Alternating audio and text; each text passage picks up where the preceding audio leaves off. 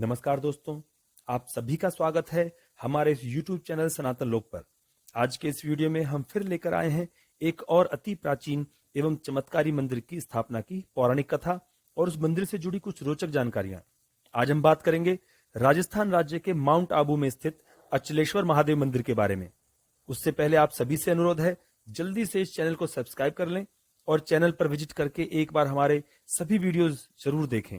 Bell icon को भी press कर दें ताकि आगे आने वाले सभी वीडियोस आप तक सबसे पहले पहुंचे। तो चलिए शुरू करते हैं आज का वीडियो। अचलेश्वर महादेव के नाम से महादेव के पूरे भारतवर्ष में कई मंदिर स्थित हैं। हम बात कर रहे हैं राजस्थान के माउंट आबू में स्थित सबसे प्राचीन अचलेश्वर महादेव मंदिर के बारे में। भगवान महादेव के सभी मंदिरों में या तो शिवलिंग की पूजा होती है या शिव की मूर्ति की पूजा होती है। अचलेश्वर महादेव मंदिर धरती का इकलौता ऐसा मंदिर है जहां भगवान शिव के दाहिने पैर के अंगूठे की पूजा होती है। अचलेश्वर महादेव मंदिर की स्थापना की कथा से ही जुड़ी है राजस्थान के इकलौते हिल स्टेशन माउंट आबू के बनने की कथा। अचलेश्वर महादेव मंदिर की स्थापना की पौराणिक कथा इस प्रकार है। त्रेता युग में आज जहां पर आबू पर्वत स्थित है, उस स्थान पर एक बहुत बड़ी खाई थी जिसका नाम ब्रह्म खाई था। उस खाई के समीप ही ब्रह्म ऋषि वशिष्ठ जी का आश्रम था। एक बार वशिष्ठ जी की गाय नंदिनी, जो कि कामधेनु गाय से उत्पन्न हुई थी, हरी घास चरते चरते ब्रह्म खाई में जा गिरी। ऋषि वशिष्ठ जी ने नंदिनी गाय को खाई से बाहर निकालने के लिए माता सरस्वती और गंगा का आह्वान किया तो ब्रह्म खाई पानी से सतह तक भर गई और नंदिनी गाय गौमुख पर खाई से बाहर आ गई। कुछ दिन के बाद ही दोबारा से यह घटना घटित हुई और नंदिनी फिर से उस खाई में गिर गई। इस बार नंदिनी को बाहर निकालने के बाद वशिष्ठ जी बार बार के होने वाले हादसे को हमेशा के लिए समाप्त करने का विचार करने लगे और फिर वशिष्ठ जी हिमालय पर्वत के पास सहायता मांगने के लिए पहुंचे। वशिष्ठ जी ने हिमालय पर्वत से उस ब्रह्म खाई को पाटने का अनुरोध किया। हिमालय पर्वत ने वशिष्ठ जी का अनुरोध स्वीकार किया और अपने प्रिय पुत्र नंदी वज्रधन को वशिष्ठ जी के साथ जाने का आदेश दिया। हिमालय से वशिष्ठ आश्रम तक नंदी वज्रधन को उड़ाकर अर्बुद नामक एक नाग लेकर आया। वशिष्ठ आश्रम आकर नंदी वज्रधन ने ऋषि वशिष्ठ जी से कहा कि मैं आपकी सहायता अवश्य करूंगा, परंतु आप मुझे वरदान दें कि इस पहाड़ पर सप्त ऋषियों का आश्रम होना चाहिए एवं यह पहाड़ सबसे सुंदर व विभिन्न वनस्पतियों वाला होना चाहिए। वशिष्ठ जी ने मनवांछित वरदान प्रदान किया। उसी प्रकार अर्बुद नाग ने भी वर मांगा कि इस पर्वत का नामकरण उसके नाम पर होना चाहिए। इसके बाद से ही नंदी वज्रधन पर्वत आबू पर्वत के नाम से विख्यात हुआ। वरदान प्राप्त कर नंदी वज्रधन उस ब्रह्म खाई में उतरा तो धंसता ही चला गया। केवल नंदी वज्रधन की नाक एवं ऊपर का हिस्सा ही जमीन से ऊपर रहा, जो आज आबू पर्वत है। इसके बाद भी वह स्थिर नहीं हो पा रहा था। तब वशिष्ठ जी ने भगवान महादेव से उस पर्वत को स्थिर करने का अनुरोध किया। भगवान महादेव ने वशिष्ठ जी के अनुरोध पर अपने दाहिने पैर के अंगूठे से उस पर्वत को स्थिर कर दिया, अर्थात अचल कर दिया, जिसके कारण यह स्थान अचलगढ़ कहलाता है। और भगवान महादेव के अंगूठे के दबाव के कारण एक खड्डा हो गया।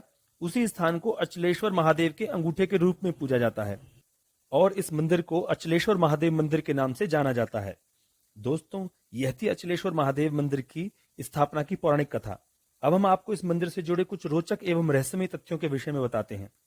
धौलपुर राजस्थान के माउंट आबू में स्थित अचलेश्वर महादेव मंदिर विश्व का एकमात्र मंदिर है जहां भगवान शिव तथा उनके शिवलिंग की नहीं अपितु दाहिने पैर के अंगूठे की पूजा की जाती है। यहाँ भगवान शिव अंगूठे के रूप में विराजते हैं। मंदिर के गर्भगृह में शिवलिंग पाताल खंड के रूप में दिखता है।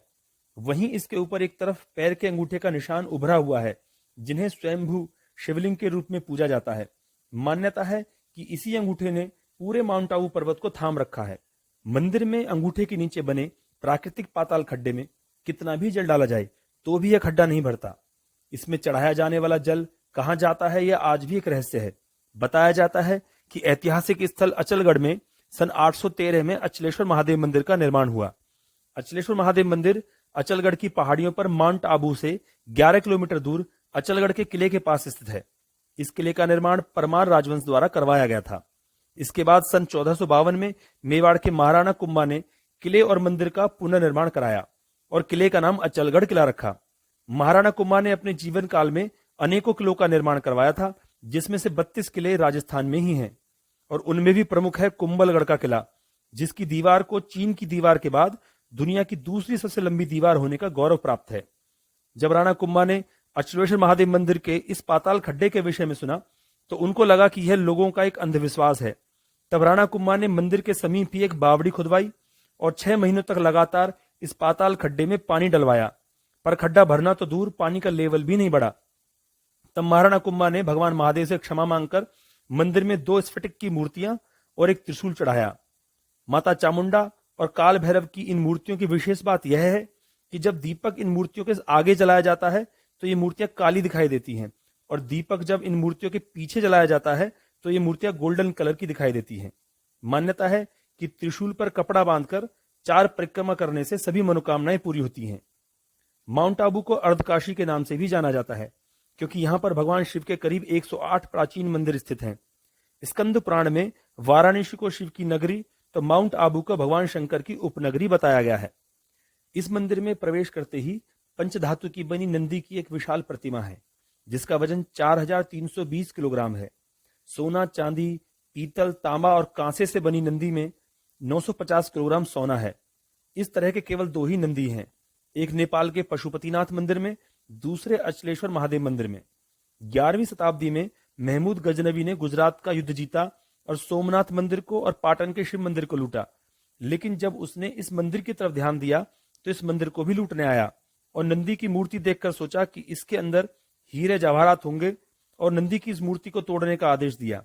उसके सैनिकों ने जैसे ही नंदी की मूर्ति को तोड़ने के लिए मूर्ति के बाएं पैर पर प्रहार किया तो मूर्ति में छेद हो गया और उसमें से लाखों जहरीली मधुमक्खियां निकली और गजनबी के सैनिकों पर टूट पड़ी। गजनबी के कई सैनिक मारे गए और सेना वहां से भाग खड़ी हुई, परंतु गजनबी नहीं भागा और महादेव से क्षमा मांगी और फिर कभी शिव मंदिर न लूटने की कसम खाई।